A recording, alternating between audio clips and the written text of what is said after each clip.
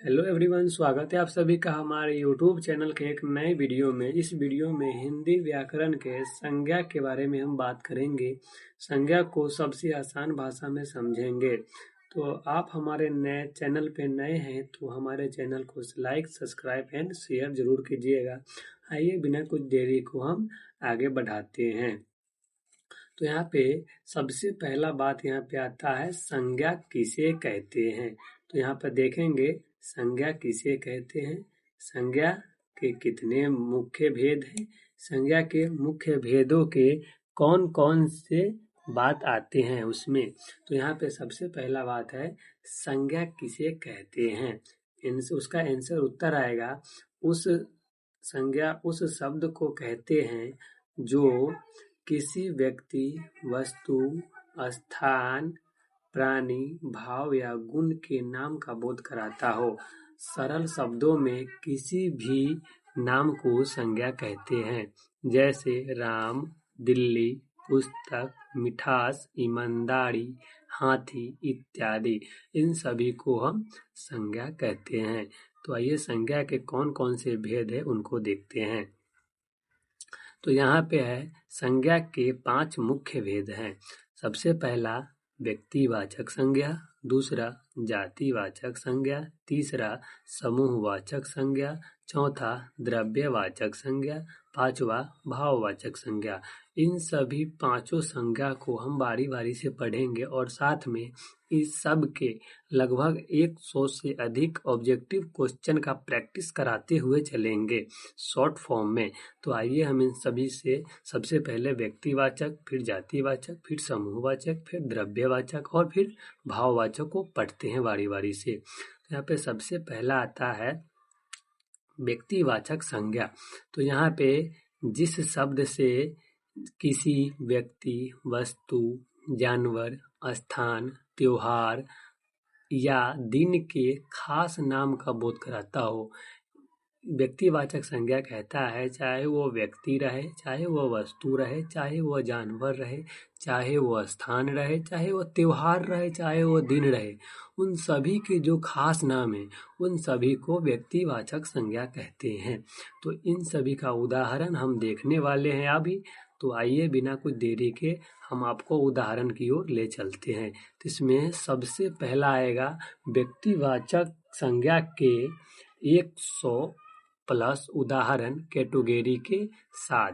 तो यहाँ पे सबसे पहला है व्यक्ति और लोगों के उदाहरण, जिसमें मनोहर, सुरेश, राहुल, अमिताभ बच्चन, महात्मा गांधी, सचिन तेंदुलकर, सुभाष चंद्र बोस, अब्दुल कलाम,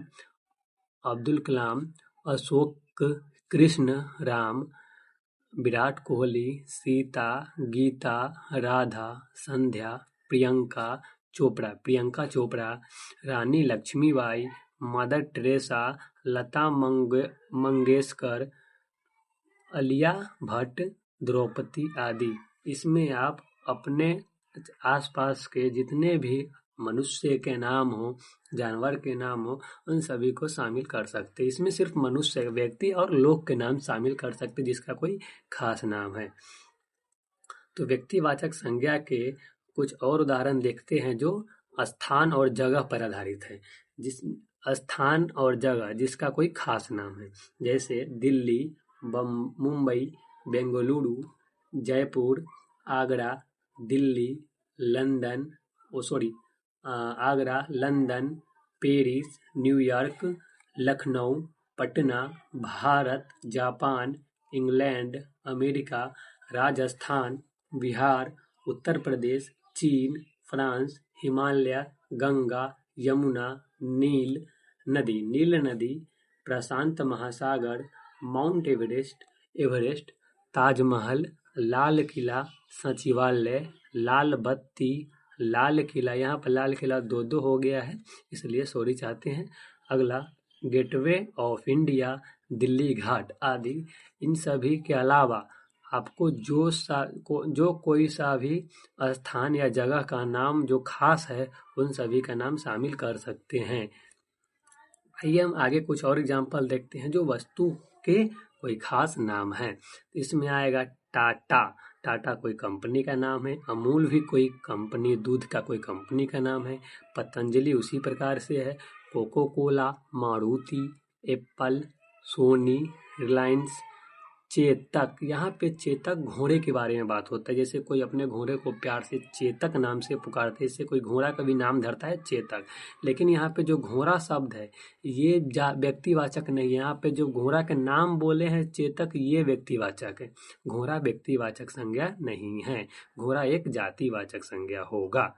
अगला है टाइगर, शेरू, डिस्कवरी। डिस्कवरी जो है व्यक्तिवाचक संज्ञा है, लेकिन ये किसके बारे में बात होता है? कार के बारे में। तो कार कौन संज्ञा होगा? कार होगा जातिवाचक संज्ञा। अब इसके आगे हम देखेंगे त्योहार का प्रमुख खास नाम, दिन का खास नाम और महीनों के खास नाम। तो बिना कुछ देरी के हम स्टार्ट करते हैं तीनों के खास नाम के बारे में। तो आइए यहाँ पे देखते हैं तीनों के खास नाम, दिन, त्योहार और महीनों के।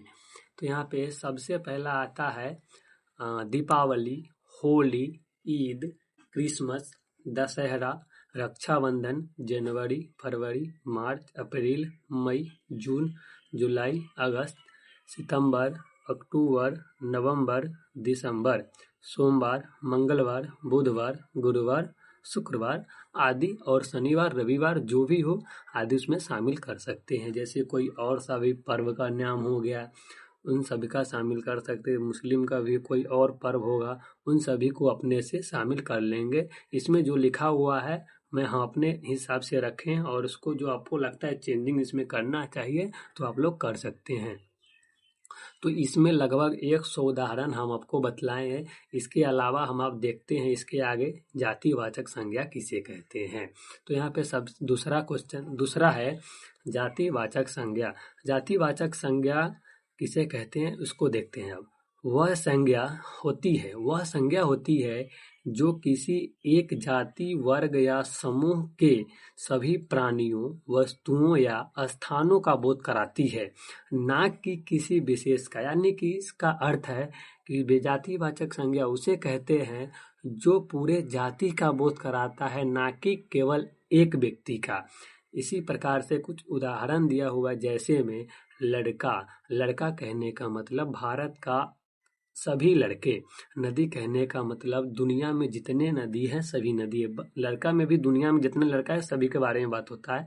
पहाड़ भी दुनिया में जितने पहाड़ है सभी को हम जातिवाचक कहते हैं। अगर कोई पहाड़ का खास नाम लेंगे तो वो व्यक्तिवाचक संज्ञा हो जाएगा। अब किताब भी जातिवाचक। अगर किताब में कोई एक किताब ले ले, हिंदी का बुक, इंग्लिश का बुक, विज्ञान का बुक, इस प्रकार से ये व्यक्तिवाचक हो जाए। लेकिन सिर्फ किताब बोलेंगे तो वो जातिवाचक संज्ञा हो जाएगा। पशु, शहर आदि, इन सभी के अलावा आपको जो और अच्छा लगे उसको आप रख सकते हैं। अब हम देखने वाले हैं जातिवाचक संज्ञा के 100+ उदाहरण कैटेगरी के साथ। आइए सबसे पहला उदाहरण स्टार्ट करते हैं प्राणी और जीव में। इसमें 100 है। इन सभी को अगर याद कर लीजिएगा तो लगभग है इसमें 2-4 नंबर का 10th में पूछता है।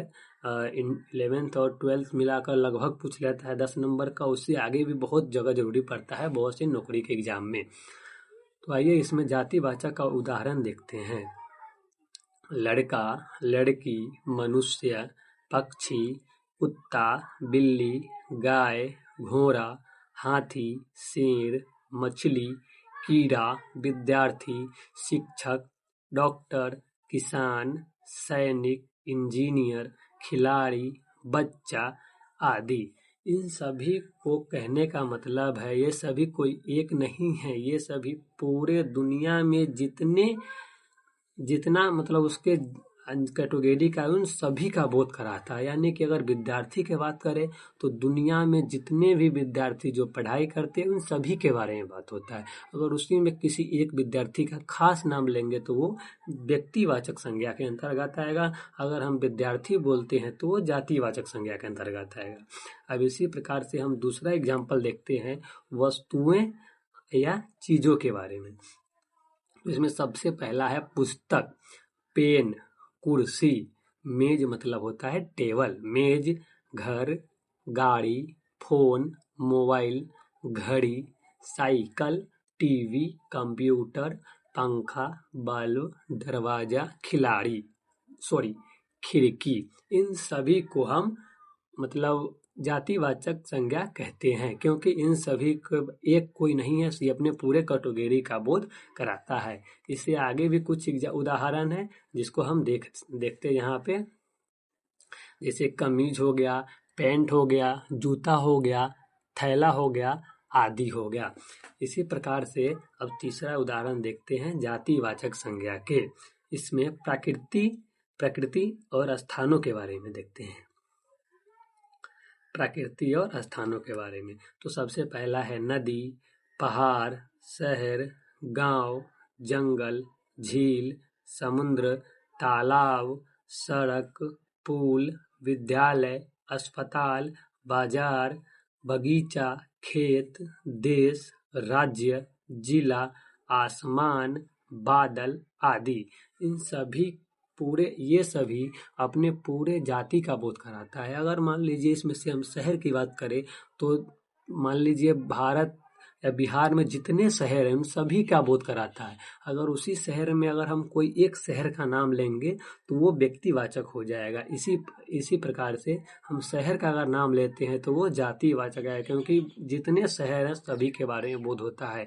इन सभी का मतलब वही है। अस्पताल भी वैसा ही है। अगर एक अस्पताल का नाम रहता, कोई अस्पताल का खास नाम रहता तो उसको हम व्यक्तिवाचक बोलते। सीधे अस्पताल है यानी कि डायरेक्ट अस्पताल दिया हुआ तो इसको हम जातिवाचक बोलेंगे। तो आइए हम इसका चौथा उदाहरण में क्या क्या दिया वो उसको देखते हैं। खाद्य पदार्थ को देखते हैं जिसको हम खाते हैं। अगला फल, सब्जी, दाल, चावल, रोटी, दूध, पानी, मिठाई, खाना, केला आदि।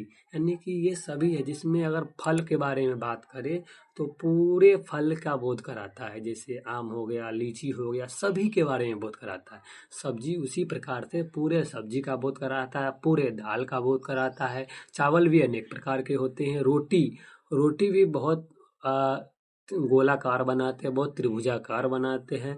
मतलब अलग अलग प्रकार के रोटी के बारे में बात होता है। अब रोटी कोई छोटा बनाता है, कोई बड़ा बनाता है, इसलिए हम रोटी कहेंगे तो वो हो जाएगा जातिवाचक। अगर हम बोल देंगे त्रिभुजाकार रोटी तो हो जाएगा व्यक्तिवाचक। इसी प्रकार से दूध, यहाँ पे दूध तो होगा, यहाँ पे आप लोग बोलिएगा कि दूध तो होगा द्रव्यवाचक संज्ञा, क्योंकि दूध को हम नहीं गिन सकते हैं, परंतु ऐसा नहीं है। दूध भी यहाँ पे गाय का होता है, भैंस का होता है, बकरी का होता है, भेड़ का होता है। इसी प्रकार से मतलब अन्य का भी दूध होता है। बहुत सारा दूध होता है, बड़े प्रकार के दूध होते हैं। सीधे हम दूध बोल दिए, इसीलिए ये जातिवाचक भी होगा और द्रव्यवाचक भी होगा। ऐसा कोई बात नहीं है। अगर ऑप्शन में दोनों रहे तब तो हमको जातिवाचक ही टिक करना है। अगर ऑप्शन में द्रव्यवाचक रहेगा, सिर्फ द्रव्यवाचक को टिक करेंगे। लेकिन अगर उसे में बोल देंगे भैंस का दूध कौन सी संज्ञा है तो उसमें व्यक्तिवाचक का बोध होगा। अगर दूध बोलेंगे तो यहाँ पर जातिवाचक का बोध कराता है, क्योंकि दूध अनेक प्रकार के होते हैं। सभी दूध को एक ही दूध बोलते हैं। भेड़ का दूध, सभी दूध को हम दूधे बोलते हैं। इसी प्रकार से यहाँ पे पानी भी बहुत प्रकार के होता है। पानी जैसे एग्जाम्पल के लिए कुछ ले लीजिए, जैसे गर्म पानी होता है, ठंडा पानी होता है, थोड़ा मीठा पानी होता है, खट्टा पानी होता है, थोड़ा मतलब खारा पानी होता है जो उसमें थोड़ा नमक रहता है। सभी प्रकार के होता है, लेकिन इन सभी को ज़्यादातर हम द्रव्यवाचक संज्ञा के अंतर्गत देखते हैं। इसी प्रकार से जातिवाचक संज्ञा भी बोलते हैं, इतना बात याद रखिएगा, परंतु इसको हम द्रव्यवाचक संज्ञा ज़्यादातर कहते हैं। तो इसी प्रकार से कुछ आगे और एग्जाम्पल देखते हैं। 5 में अन्य में, यानी कि सबके अलावा फूल, वृक्ष, खेल, त्योहार, मौसम, दिन, रात, महीना, साल, भाषा, कहानी, कविता, किताब, पत्र, समाचार, सपना। अब यहाँ पे कोई बोलेंगे सपना तो भाववाचक संज्ञा है, तो यहाँ पे सपना भाववाचक संज्ञा के अंतर्गत नहीं है। आदमी बहुत प्रकार के सपना देखते हैं। इसी प्रकार से दिया है से यहाँ पे कोई आदमी पैसा के बारे में सपना देखता है, कोई डर के बारे में सपना देखता है। मतलब कोई और प्रकार के होता है। कोई आदमी सपना देखता है, रियल लाइफ का सपना देखता है, जैसे मैं वो करूँगा, मैं वो करूँगा। तो इसी प्रकार से सब आदमी सपना देखते हैं, इसी प्रकार से दिया हुआ है। लेकिन इसको हम भाववाचक में भी बोल सकते हैं। अगर जातिवाचक नहीं रहेगा तो उस समय हम भाववाचक पर टिक लगाएंगे। विचार, कम, प्रश्न, उत्तर, उपाय, समस्या, रास्ता, आदेश, नियम, व्यवस्था आदि, इन सभी को जितना हमने देखा है, इन सभी को हम जातिवाचक संज्ञा कहते हैं। उम्मीद करते हैं आप लोग को जातिवाचक संज्ञा समझ में आ गया होगा। अब अगला देखते हैं समूहवाचक संज्ञा की ओर। तो तीसरा है यहाँ पे समूहवाचक संज्ञा। तो इसका स्टेटमेंट क्या कहता है? उन संज्ञा शब्दों को कहते हैं जिनसे किसी व्यक्ति, प्राणी या वस्तु के समूह यानी ग्रुप का बोध होता है। जैसे सेना का बोध हो गया, कक्षा हो गया, परिवार हो गया, भीड़ हो गया, झुंड हो गया, दल हो गया, गुच्छा हो गया आदि।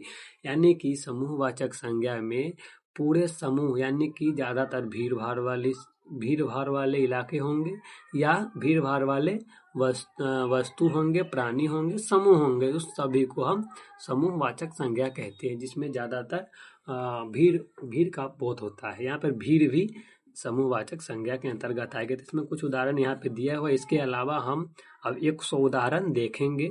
इसके अलावा 100 उदाहरण कौन कौन से हैं? यहाँ पे आइए हम देखते हैं 100 उदाहरण इसका।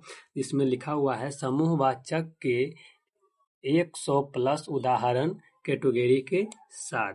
तो यहाँ पे सबसे पहले हम बोलेंगे व्यक्तियों के लिए उदाहरण। व्यक्तियों के लिए जो व्यक्ति करते हैं, सेना, भीड़, कक्षा, परिवार, दल, सभा, मंडली, टोली, टुकड़ी। उसके बाद आता है टुकड़ी,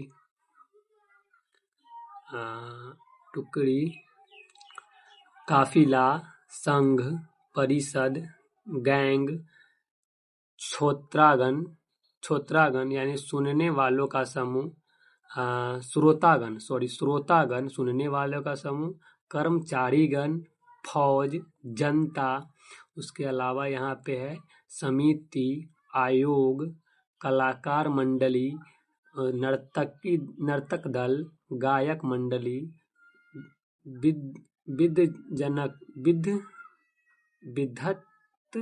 विधत जन यानी जन समूह।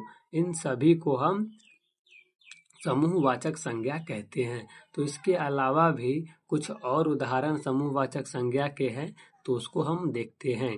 तो यहाँ पे अब आया जानवरों के समूह के लिए। जानवरों के समूह के लिए यहाँ पे देखेंगे, सबसे पहला आएगा झुंड, सेना, छत्ता यहाँ पे कहने का मतलब है मधुमक्खियों के लिए, घोंसला जो पक्षियों के लिए है, बेरा मतलब होता है मछलियों का समूह। इसको तो मेरा पता नहीं, लेकिन बेरा मछलियों का समूह को ही बोलते हैं।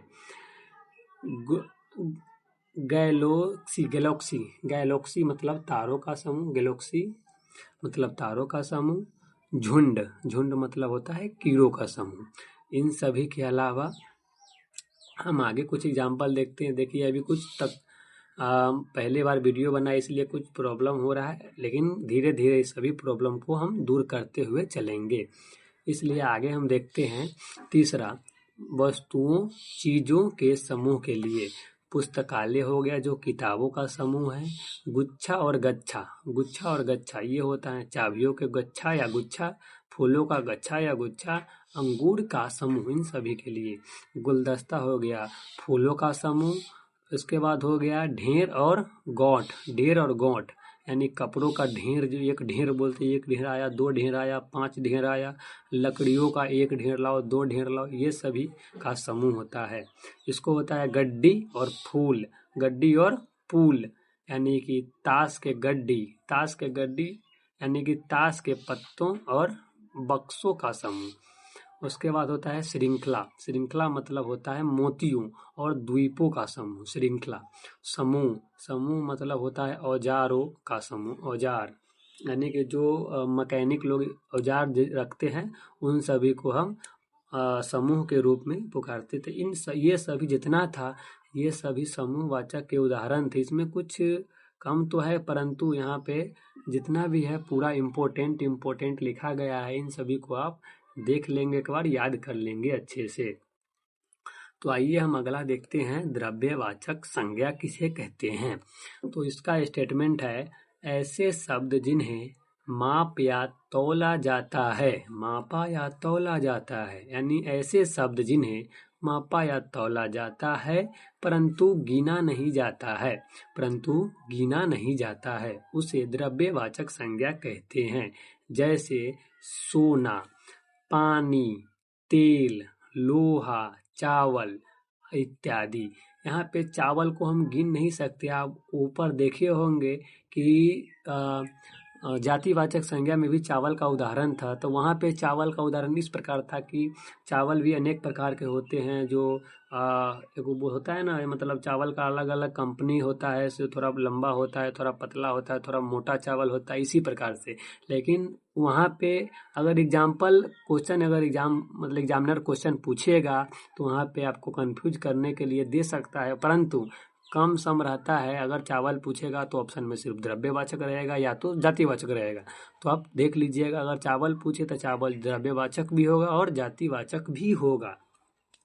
तो आपको ये ध्यान में रखना है। पानी भी उसी प्रकार से आदि। इसके द्रव्यवाचक के अभी हम लगभग 100 100 उदाहरण हम यहाँ पे देखते हैं। आइए यहाँ पर 100 उदाहरण हम क्लियर करते हैं। द्रव्यवाचक के 100 उदाहरण कैटेगरी के साथ। तो यहाँ पे है सबसे पहला धातु के नाम में। धातु के नाम में हम देखेंगे सोना को, चांदी को, लोहा को, तांबा को, पीतल को, एल्युमिनियम को, स्टील, कांसा, जस्ता, सीसा, प्लेटिनियम, पारा, टीन, मैग्नीशियम, निकेल आदि। यानी कि वैसे शब्द है जिसको हम गलाकर और ठोस बनाते, यानी कि गलने के बाद हम ठोस बनाते, उन सभी को हम गिन नहीं सकते हैं परंतु नाप या तौल सकते हैं। इन सभी को मापा या तौला जाता है परंतु गिना नहीं जाता है। इन सभी को पिघलाकर बनाने वाला शब्द मेटल्स के नाम इसमें है। अब अगला देखते हैं तरल पदार्थ के बारे में, यानी लिक्विड के बारे में, जो लिक्विड फॉर्म में रहते हैं। जैसे पानी हो गया, दूध हो गया, जैसे दूध ऊपर भी बोल रहे हैं, ऊपर भी जातिवाचक में था, उसी प्रकार से वो जातिवाचक भी और द्रव्यवाचक भी है। आप कंफ्यूज नहीं होइएगा। अगर दूध कौन संज्ञा होगा तो उसमें या तो सिर्फ जातिवाचक होगा या तो द्रव्यवाचक होगा, इसलिए आपको कंफ्यूज नहीं होना है। अगला है तेल, घी, दही, छाछ, पेट्रोल, डीजल, केरोसिन, शरबत, जूस, शहद, चाय, कॉफी, शराब, सिरका, पसीना, आंसू, रक्त यानी खून को बोलते, पेंट आदि। यानी कि वैसे पदार्थ है जिसको लिक्विड फॉर्म के रूप में हम देखते हैं। अब अगला आता है खाद्य पदार्थों के नाम में, जिसमें आटा, चावल, गेहूं, दाल, चीनी, नमक, मसाले, गुड़, बाजरा, मक्का, पनीर, मक्खन, बेसन, सूजी, मैदा आदि कहते हैं। तो इन सभी को हम खाद्य पदार्थों के नाम से जानते हैं, जिसको हम नाप या तौल सकते हैं परंतु गिन नहीं सकते हैं। उसके अलावा अगला एग्जाम्पल देखते हैं हम गैस के नाम में, जिसको हम नाप या तोल सकते हैं परंतु गिन नहीं सकते हैं, देख भी सकते हैं परंतु गिन नहीं सकते हैं। Oxygen, nitrogen, hydrogen, helium, carbon dioxide, methane, धुआं, भाप, वायु का मतलब हवा, और यहाँ पर हो जाएगा ओजोन आदि। इन सभी को हम नाप या तौल सकते हैं परंतु गिन नहीं सकते। इसमें एक वायु दिया हुआ है, इसको हम भाववाचक के रूप में भी कभी कभी देखते हैं, इसीलिए इनको भाववाचक संज्ञा भी कहा जा सकता है। दोनों रूप से बोलते हैं। आइए इसके अलावा भी हम कुछ और देखते हैं, कुछ और एग्जाम्पल इसका है। तो यहाँ पे हम देखेंगे अब अगला प्रकृति और अन्य पदार्थों में, जैसे मिट्टी हो गया, रेत हो गया, पत्थर हो गया, कोयला हो गया, हीरा, मोती, लकड़ी, ऊन, रेशम, कपास, रुई, यानी कपास जो रुई को बोलते हैं यहाँ पे, कपास रुई के रूप में उपयोग हुआ है। अगला है प्लास्टिक, कांच, रबड़, कागज, चमड़ा, सीमेंट, चूना, ईंट, कंक्रीट, अभ्रक, राख, खाद, साबुन, पेंट, वार्निश, स्याही, कपूर, धूप, मोम, गोंद, प्लास्टिक, नायलॉन, पॉलिएस्टर,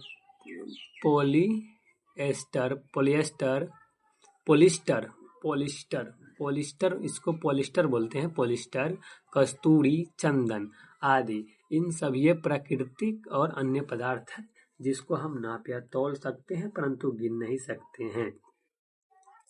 अब इसमें अगला हम देखने वाले यहाँ पे उसका कुछ और उदाहरण दे। सॉरी, इसमें एक छूट गया आपके लिए। यहाँ पे भाववाचक संज्ञा को हम कवर करने वाले थे। भाववाचक संज्ञा किसे कहते हैं? तो यहाँ पे सबसे पहला देखेंगे हम भाववाचक संज्ञा के बारे में। अब अगला है भाववाचक संज्ञा।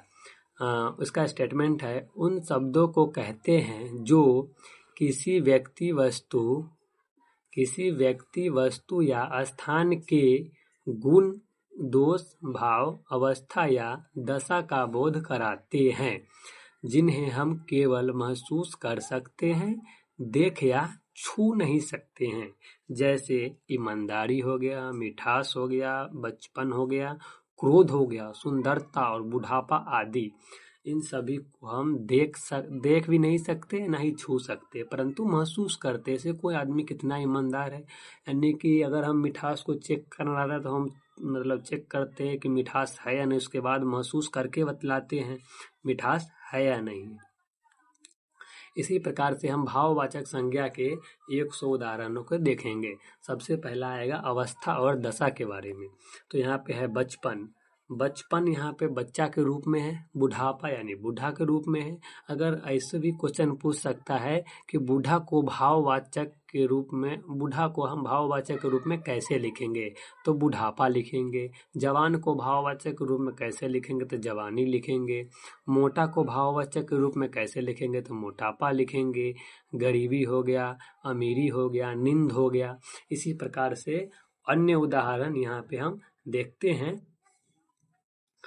अन्य उदाहरण में हो गया जागृत, यानी जागृत मतलब होता है जागना, अंधेरा, उजाला, थकावट, बीमारी, भूख, प्यास, बचपन और आदि। यानी कि कभी कभी हम यहाँ पे बीमारी को आप जातिवाचक के रूप में भी देख सकते हैं। ऐसा कोई बात नहीं है, क्योंकि बीमारी का एक प्रकार का नहीं है। दुनिया में जितना बीमारी होता है सभी को हम बीमारी ही बोलते हैं।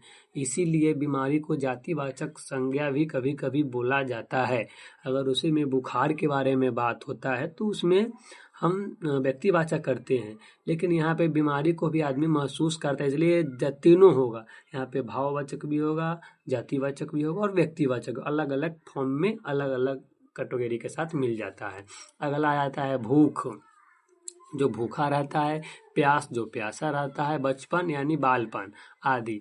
इसके अलावा हम और एग्जाम्पल देखते हैं गुण और ठोस के बारे में। जैसे मिठास हो गया, खट्टास, सच्चाई, झूठ, सुंदरता, कुरूपता, ईमानदारी, बेईमानी, वीरता, कायरता, क्रूरता, दया, निर्दयता, चतुरता, मूर्खता और आलस्य, सरलता, कठोरता, सज्जनता, दुर्जनता आदि। इन सभी को हम भाववाचक संज्ञा कहते हैं। इसके अलावा हम इससे आगे कुछ एग्जाम्पल और देखते हैं जो है अब भाव और भावनाओं के बारे में, जिसको हम फीलिंग और इमोशंस कहते हैं। अब अगला देखते हैं प्रेम मतलब प्यार, घृणा मतलब घृणा ही होता है, जो किसी से घृणा करता है। क्रोध हो जाए क्रोधित, हर्ष, शोक, आनंद, भय, शांति, उत्साह, घबराहट, मुस्कुराहट, शर्म, ईर्ष्या, ममता, निडरता, इन सभी को हम भाववाचक संज्ञा कहते हैं। अगर इसमें आपको लिए पूछ लिएगा कि घबराहट कौन सी संज्ञा है, तो ऑप्शन में जरूर रहेगा भाववाचक संज्ञा। डायरेक्ट उसको हम टिक करेंगे। अब अगला है तीसरा एग्जाम्पल में देखेंगे कर्म और क्रिया के बारे में। तो तब सबसे पहला यहाँ पे आएगा एग्जाम्पल में चोरी। चोरी मतलब होता है, जो चोर होता है, पढ़ाई, से लिखाई, लड़ाई, उड़ान, सजावट और मिलावट, इन सभी को हम भाववाचक संज्ञा कहते हैं। इससे आगे हम भी कुछ देख लेते हैं। इससे आगे थोड़ा सा और बचा हुआ है। इसके आगे है बनावट। बनावट का बाद आ गया गिरावट। गिरावट का चढ़ाई, उतराई, मिलाप, बिछोह। बिछोह मतलब होता है बिछड़ना। चुनाव मतलब होता है चुनना, जो चुनाव होता है। निर्णय मतलब होता है निर्णय करना आदि। ये सभी भाववाचक संज्ञा के उदाहरण थे। आप सभी को उम्मीद करते हैं कि भाववाचक संज्ञा आप सभी को पूरा याद हो गया होगा। जितना हमने यहाँ पे दिया हुआ है इन सभी को पूरा याद हो गया है। तो यहाँ पर आइए हम कुछ और देखते हैं। आप लोग पीडीएफ कैसे ले सकते हैं, सो यहाँ पे देखते हैं। पीडीएफ यहाँ पे आप कैसे ले सकते हैं। पीडीएफ लेने के लिए आपको यहाँ पर कुछ नंबर दिया हुआ है, जो इस नंबर पे पीडीएफ लेने के लिए संपर्क कर सकते हैं। इस नंबर पे 9103204315 इस नंबर पे आप कॉल करके या व्हाट्सएप मैसेज करके पीडीएफ ले सकते हैं। आपको हमारा वीडियो कैसा लगा आप कमेंट बॉक्स में ज़रूर बताइएगा। और आपको अगर वीडियो अच्छा लगा हो तो अपने दोस्तों के साथ शेयर करें, लाइक करें, सब्सक्राइब करें। जय हिंद।